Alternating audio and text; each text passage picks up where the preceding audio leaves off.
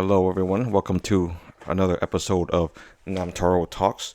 This episode will pretty much piggyback off the previous episode regarding adaptations, on-screen adaptations of books.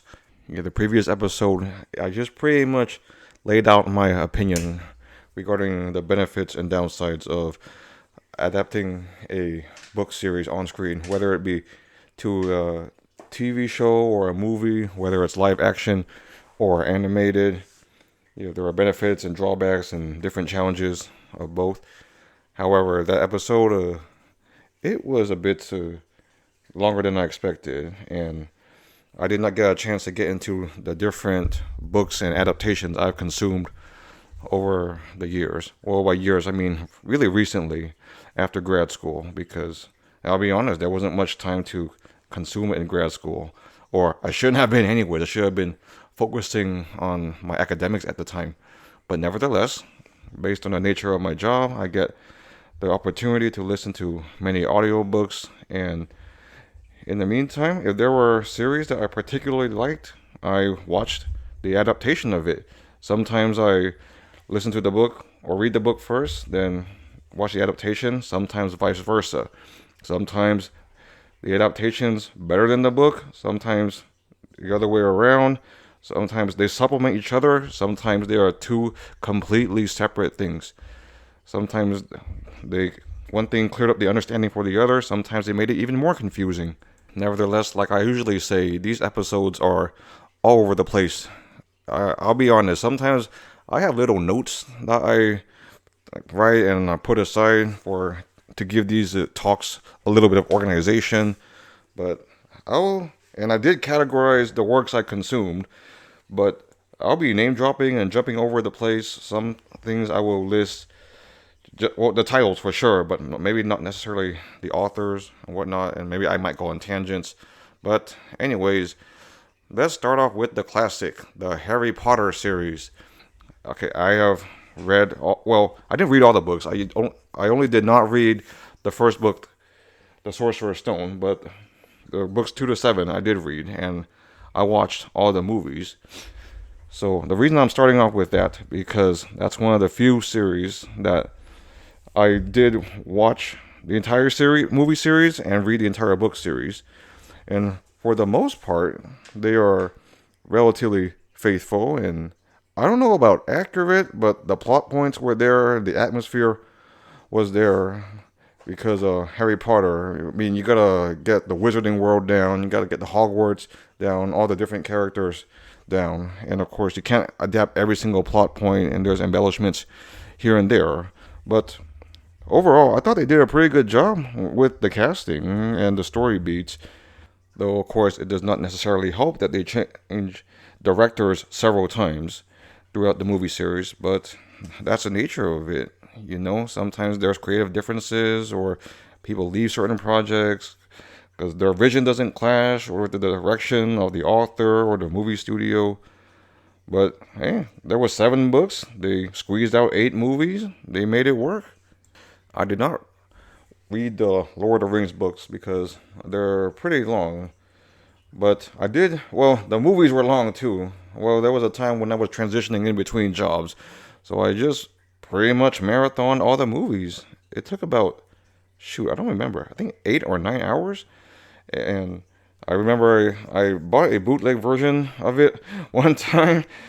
And believe it or not, because it was bootleg, they didn't even have the complete movie. And of course, the audio was terrible. But when I streamed it, I was like, okay, so this is what Lord of the Rings is all about. I mean, you hear all the characters and the relative story points over the years, and you know who Frodo and Gollum and Gandalf are and what they do, but the development and the world building throughout the years. I mean, I know that Tolkien, he established a rich fantasy world, and Peter Jackson and the entire crew, they adapted it to the best of their ability. And I haven't read the books, but from the general consensus I heard, it's relatively captures the essence and atmosphere, or the movie does, of the original work as best as possible. The books were insanely long, and I know there was an entire plot subplot after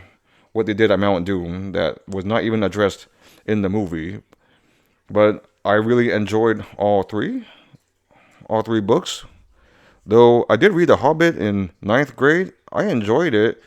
Though I did not watch the movies, but I heard that the movies were not very good because they took one single book and they broke it up into three different movies, and that's like plenty of room for disaster right there.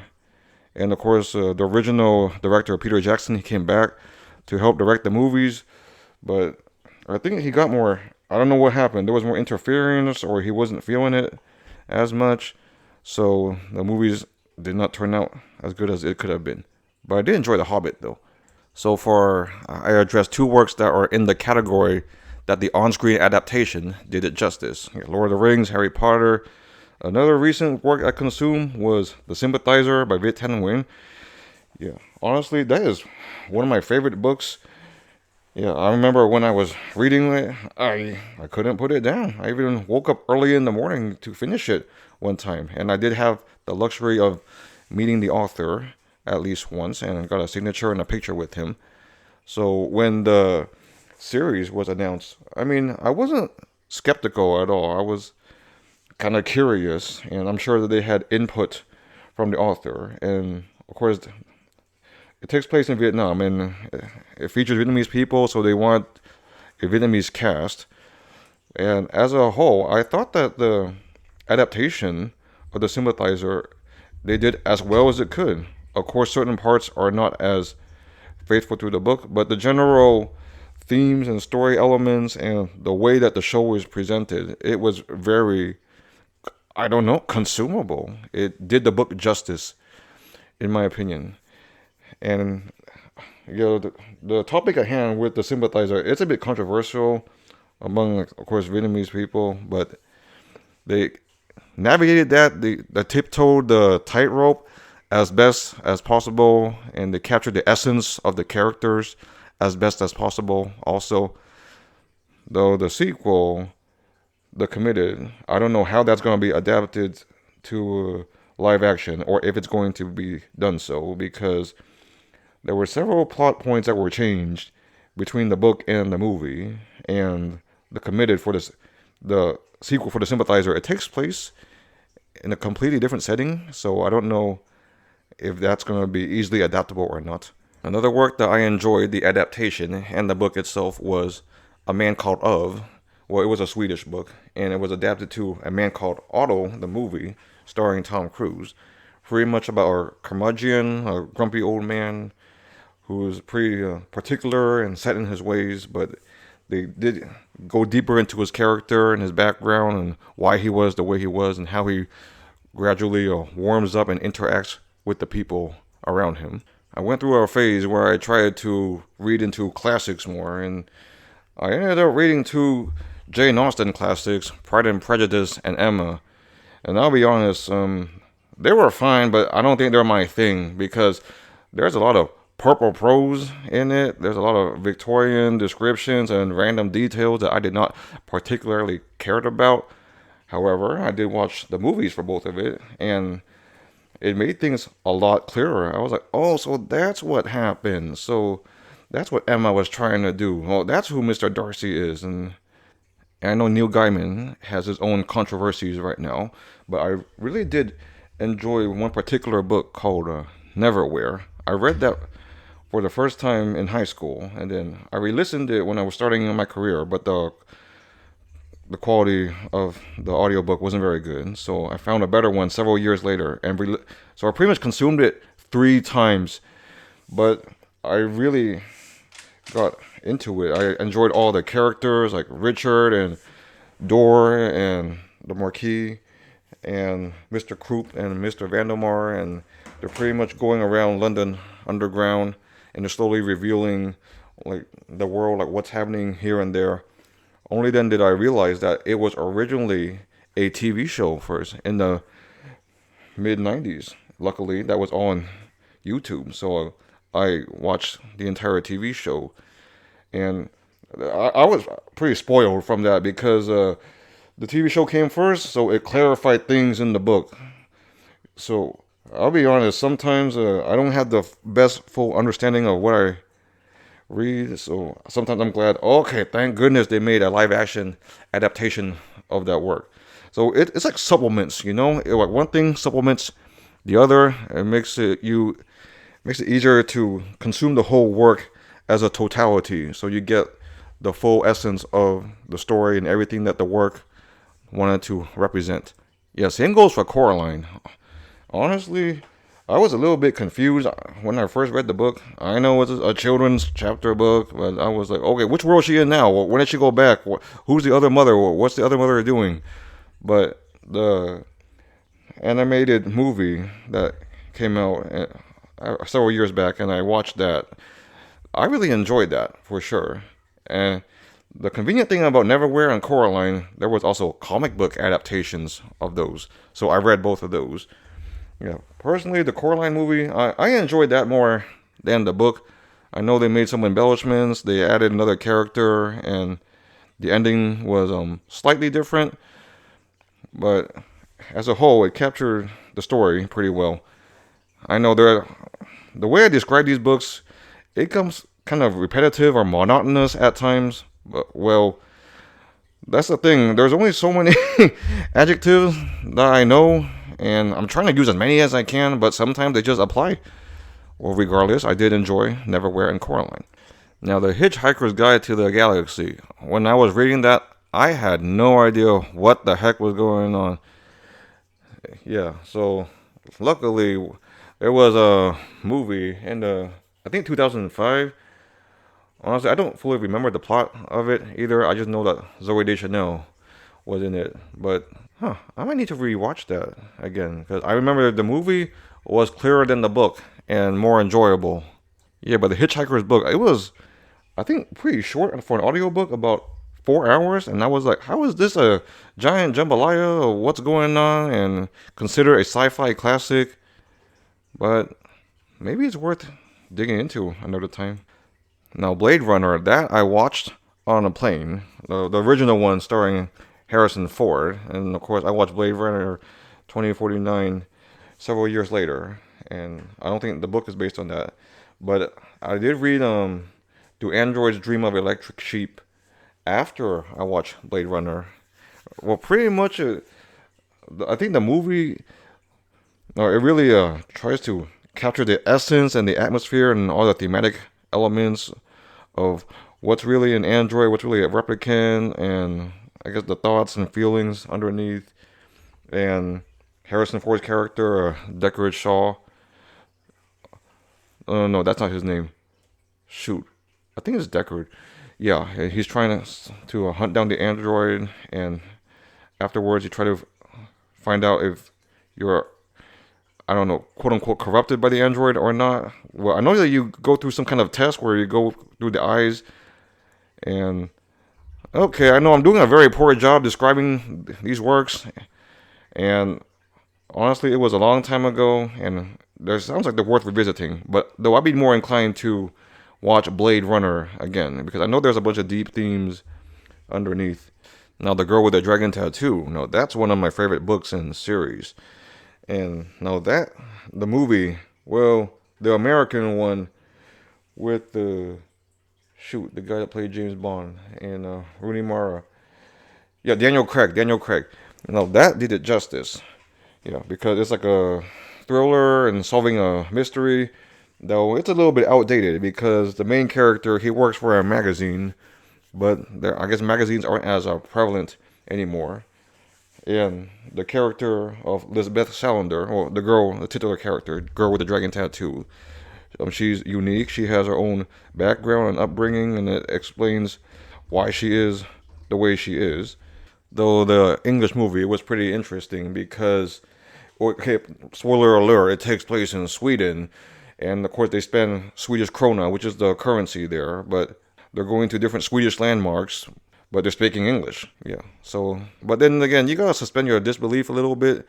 But that's the case with a lot of books, and more for movies than books. You know, you just approach it with an open mind, and you understand that they're within the limitations of the medium. Regardless, I enjoyed both the Dragon Tattoo book and series, well, and movie. Though I read the first three books, but I didn't watch any more of the movies. Before I move on to the next categories, let me just preface this that I consume a lot of books and other media, and this day and age, I'm very sure many people do too. And there's many other people on YouTube who consume more books than me, consume more movies than me, and shows than me, and are more articulate and have better or clearer opinions. Well, regardless, this is I don't know. I just stand by what I say and this work that I this conversation. Well, it's not really a conversation because I'm by myself. Well, pretty much what I put out right here. You know what I'm saying? And also because I consume so much, sometimes the details in my memory gets a little fuzzy, so I might not remember all the characters or all the plot points. But sometimes you just remember what a piece of work makes you feel. You know that you liked it, you didn't like it. It made you think. It made you go, "What is going on?" It sticks with you. It was forgettable. Yes, so it's like the impact it has on you that sticks with you more. Well, anyways, the next mini category is they started off well, but what happened?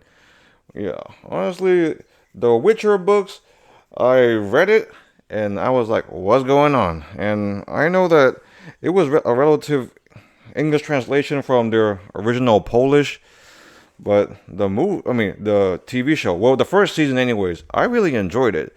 I like Henry Cavill, who played Geralt of Rivia, and pretty much the vibe and the story. And I know he was a huge fan of it. He wanted to portray the character faithfully. And I mean, you hear about The Witcher all the time. You hear about the video games, but now I get to see who all the characters like. His name is Dandelion, but the audiobook calls it Dandelion for some reason. And of course, you know who Yennefer and Triss and Ciri are, and the different stories, like the one with the Jinn and the one with the Striga. Yeah, I like the first season of the show. My only gripe about it was that it jumped around too much, you know, because sometimes like Geralt's doing this, no, it's in the future or the past, or Ciri's doing that, and Ciri and her, I think it was her grandmother, and some armies attacking them, and then Yennefer is like with this coven or something. But eventually, everyone, they all not really get together per se, but their stories and paths eventually cross. Well, season one ending spoiler, like Ciri finally meets Geralt because her grandmother told him to seek him out. Geralt, not Geralt. Yeah, you know what I mean. But I didn't watch seasons 2 or 3, but I heard that they were really boring, or they detracted from their original books and the games a lot. And I admit sometimes I don't consume a movie or a show itself, but I listen to the commentary and the reviews behind it, and behind the scenes, like they're at odds with the author and Henry Cavill and the people who are faithful with the book. Well, when I say they, I mean the writer and the director and maybe the executives, and they try to take it into this or that direction that strays from their original source material, or sometimes they even actively mock their original work. I'm like, if that's the case, then why are you a writer on it in the first place? You don't do your due diligence and pay respect to it. So, the Witcher show, Witcher book, yeah, good premise, pretty interesting, but unfortunately I lost interest. Game of Thrones. Oh, that is a huge, heavy topic. Okay, I will not go too much into that, but I admit I watched the entire show. I enjoyed like the first, was it 4 or 5 seasons? Well, pretty much when they caught up to all the current books. And I remember it was super popular. It was a cultural phenomenon, and they were quoting all the locations and all the characters here and there, and all the actors and actresses went on all the talk shows. I didn't read the books. I downloaded them. I intended to read them at one point, but there's always the controversy with the author that he's not as inclined to finish the books, or he wrote himself into a circle, or he has too many plot points. He has no way to tie it all up. But of course, the show was popular, so the two creators, well, I guess the adapters, they had to wrap up the show somehow, and everyone hated the direction that the show concluded. Me, including me. Yeah, so good show, good premise, good intrigue, good politics, but ended on a sour note for many people. Oh, that's Game of Thrones. You know what? I didn't realize that this was such a hefty topic. I mean, I just wrote the notes and wrote the works that I consumed, but I might need to take another break and break it up. I didn't expect that my, I guess, series would end up with a three-part series with three different episodes about a topic. But yeah, tune in next time and I'll talk about more on screen adaptations of books that I liked. Alright, bye.